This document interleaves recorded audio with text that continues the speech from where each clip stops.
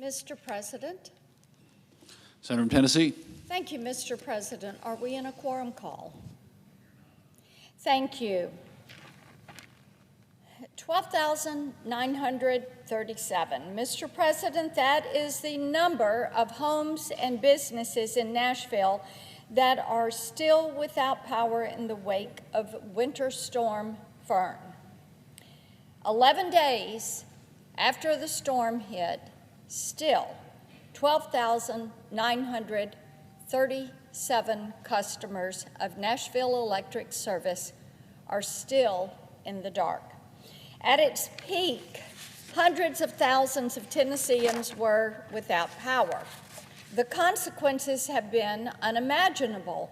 Many residents have had to leave their homes. Others have struggled to power their life-sustaining medical equipment. Across Nashville, there have tragically been 5 fatalities linked to the storm, including some that occurred days after the storm hit the state. One 92-year-old man, James Mitchell, passed away in his home after the generator powering his space heater stopped running. When a family member found him, it was 47 degrees in the house. 2 days later, 79-year-old Betty Doss, she passed away in her home after losing power for her HVAC system. Her thermostat, 44 degrees in her home. I join all Tennesseans in mourning the tragic loss of every person across our state. By failing to properly prepare for Winter Storm Fern, the Nashville Electric Service, the 11th largest electric utility in the nation, put Tennesseans in harm's way. In fact, in recent years, the company slashed funding for one of the most important ways to prevent power loss. Across Nashville, hundreds of tree branches have broken off into power lines due to ice buildup. It's the main reason for power loss, and it's the responsibility of NES to trim trees around power lines to ensure this does not happen. But between 2023 and 25, the utility's leadership cut funding for tree trimming services by $7 million. The reason, as the NES CEO told local media in August, and I'm quoting, "We care about the tree canopy. We have to live here too," end quote. Instead of funding tree trimming, the utility is focused on DEI. Between 2023 and early 24, NES held 102 DEI training sessions for employees. It should be no surprise that when disaster struck, the utility was unprepared. In many cases, it offered completely contradictory information to customers. People would get notices that their power was back on, but electricity was not restored.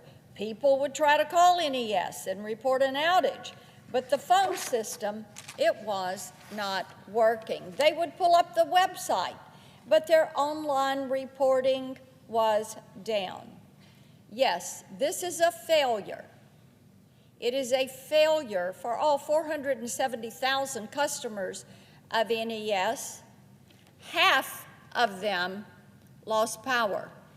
That is a 50% fail rate. When half of your customers lose power, then your system is not resilient. You do not have redundancies, and you are not able to provide the service that you are there to perform. On Friday, I sent a letter to NES demanding a clear explanation for why it failed to prepare for the storm and prevent massive power loss for thousands of Tennesseans. In response, the company refused to take any responsibility and said that power should be fully restored by, get this, next week.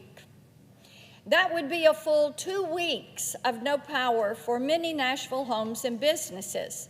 Businesses that have lost a lot of money.